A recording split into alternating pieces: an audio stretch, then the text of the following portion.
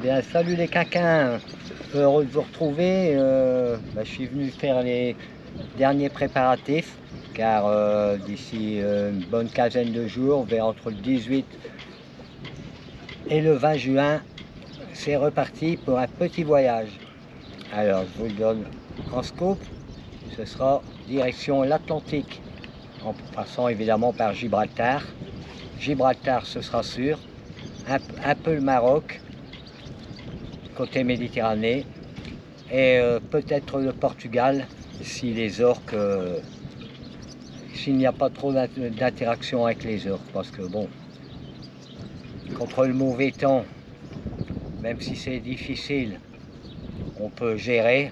Par contre, ce qui me plaît pas du tout, c'est d'être contre les orques et de ne rien pouvoir faire et de voir mon bateau amoché ou voire détruit. Donc suivant quand on sera arrivé là-bas, le nombre d'interactions et comment ça se passe, ça changera notre voyage. Ben, toujours est-il que je vous donne rendez-vous vers le 18-20 pour un départ jusqu'au Gibraltar. D'autre part, j'ai eu pas mal de demandes pour avoir plus de renseignements sur Alalunga. Donc Alalunga, c'est le nom de notre bateau, qui est un Jouet 10-40. Et certaines demandes également pour voir comment il est agencé. Donc, je vous fais ça. Alalunga, c'est un voilier qui a été construit par les chantiers Yachin France et sous l'appellation de Jouet 10-40 MS. Il existe également en 9,40 m et je pense en plus de 11 mètres. Alors sa taille, c'est 10,40 m. Sa largeur, elle est de 3,60 m, qui est pour une longueur comme ça un peu plus large un voilier classique. Un tirant d'eau de 1,60 m. Un tirant d'air, j'en suis pas sûr, mais entre 12 et 13 mètres. Et il est de 1984, donc il a tout juste 40 ans. Le moteur a été changé en 2008 par un moteur Volvo Penta 55 chevaux, donc un gros moteur pour un voilier, 55 chevaux D2, qui fonctionne à merveille avec une consommation de moins de 2 litres. Et qui marche comme vous avez pu voir sur certaines vidéos, à 1300, entre 1300 et 1500 tours, suivant l'état de la mer, à plus de 5 nœuds, de 5 à 6 nœuds.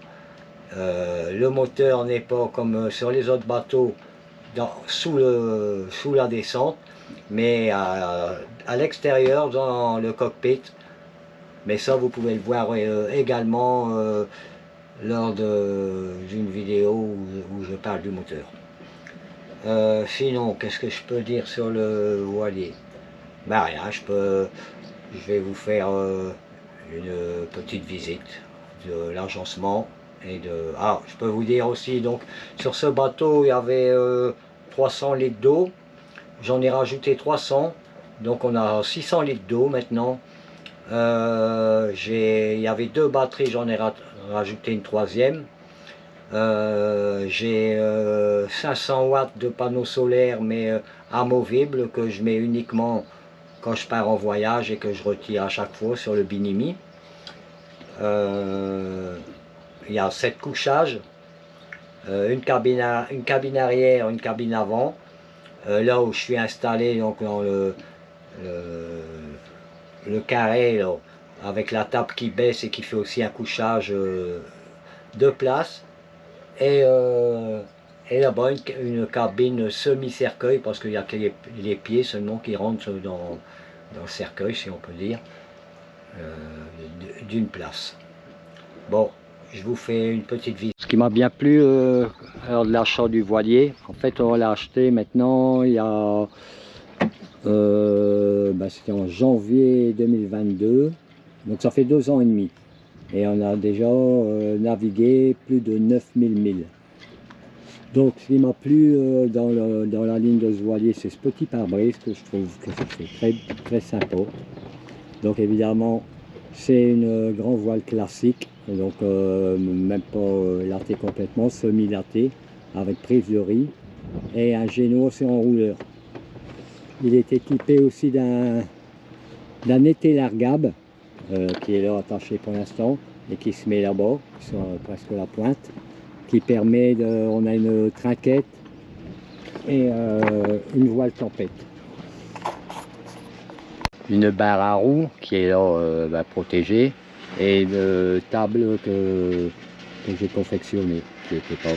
Alors, le moteur se trouve dans le cockpit, petite trappe.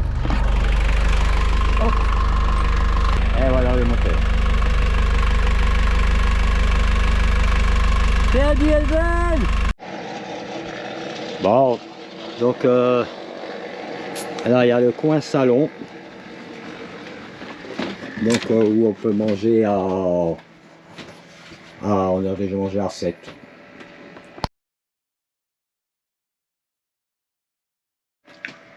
Alors il y a 4 marches à descendre, mais assez facile. Ça c'était aussi un de mes souhaits, parce qu'en vieillissant ça devient pénible de monter et descendre.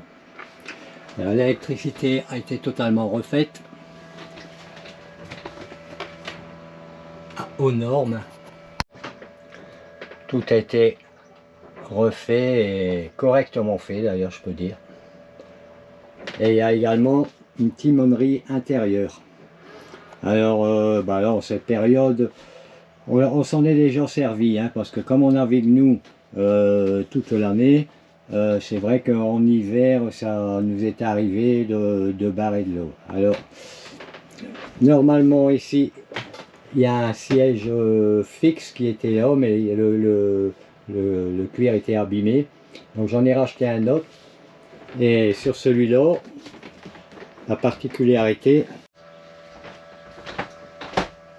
Donc quand j'ai changé le siège, la particularité,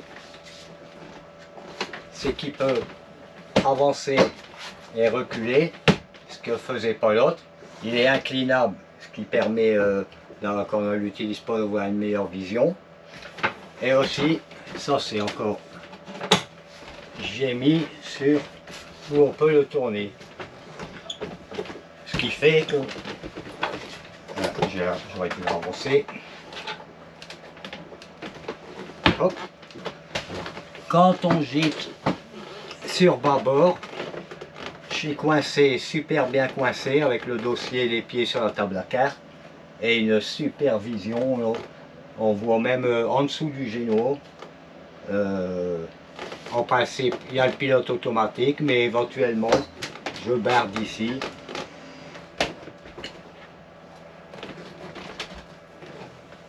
Et donc, je peux le tourner dans ce sens-là également, quand on est sur la gîte tribord. Et donc, franchement, ça apporte beaucoup, hein. Je sais qu'il y a d'autres personnes qui me suivent avec des jouettes 10-40 là. Franchement, c'est bien mieux que le siège d'origine.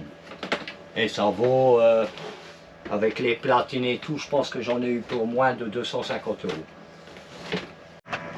Alors un petit tour.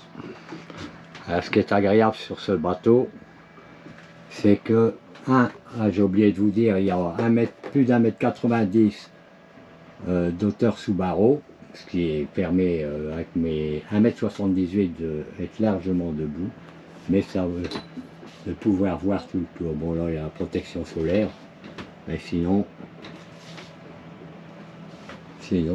vraiment une super vue de l'intérieur et un carré super lumineux.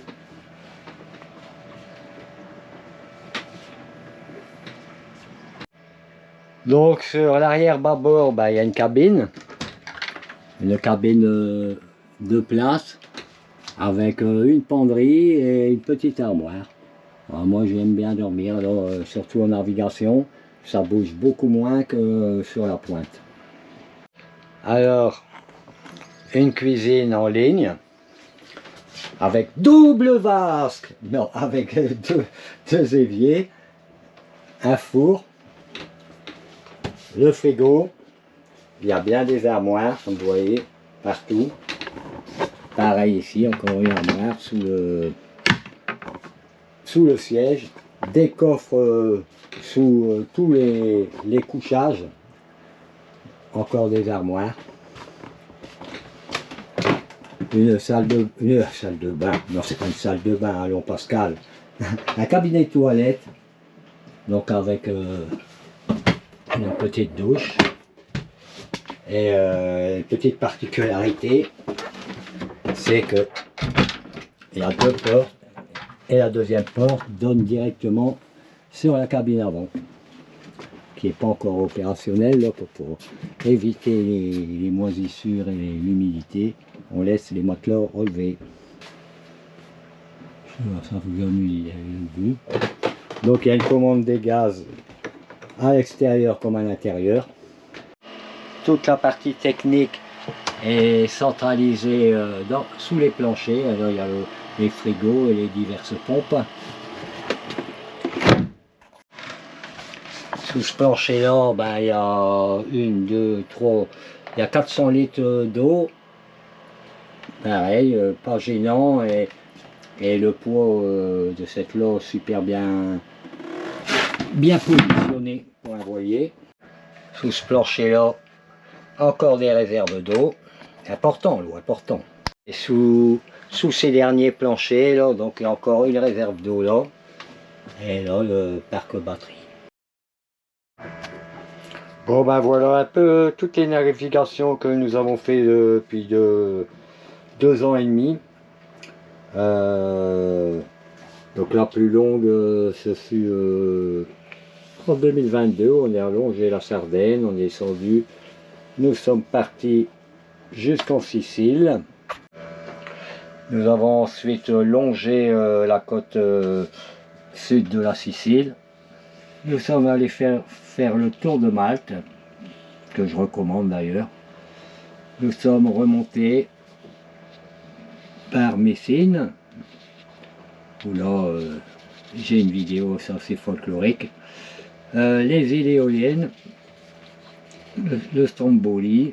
On est ensuite remonté tout le long de l'Italie, coupé sur la Corse. De la Corse, passer le Cap Corse, jusqu'à Saint-Tropez, pour revenir à notre port d'attache. Ensuite, nous sommes allés plusieurs fois donc aux Baléares, le tour de Minorque, le tour de Majorque, le tour d'Ibiza. Vous voyez, on s'est régalé. Et cette fois, nous allons donc repartir toujours du même point et descendre le Cap Creux, passer entre les îles Baléares et la côte espagnole, et continuer à descendre jusque Gibraltar. Et s'il n'y a pas trop d'attaques d'or, nous rentrerons en Atlantique et hop pour le Portugal. Ah, j'ai oublié de vous dire ce qui est intéressant aussi sur ce type de bateau, c'est que si avec l'âge la voile commence à devenir difficile pour moi, ce bateau avec son faible tirant d'eau, sa timonerie intérieure, son gros moteur permettra de continuer à naviguer en fluvial, chose que j'ai déjà faite en 2009 où j'étais descendu de Belgique jusqu'à Port-Saint-Louis par les canaux, et ce fut une bonne expérience. C'est sûr que je préfère naviguer sur les mers ou océans, mais c'est quand même bien de savoir que il est possible, grâce à son tirant d'eau, à tout ce que je viens de vous citer, de naviguer en fluvial pour une super retraite. Parce que là c'est déjà la retraite, mais c'est pour une super retraite, sait-on jamais. Allez, ciao, au revoir les cacas. Et ben voilà, heureux d'avoir pu partager aux demandes. Et ben je vous donne tous rendez-vous, si vous le voulez bien, entre le 18 et le 20 juin. Allez, au revoir les cacas!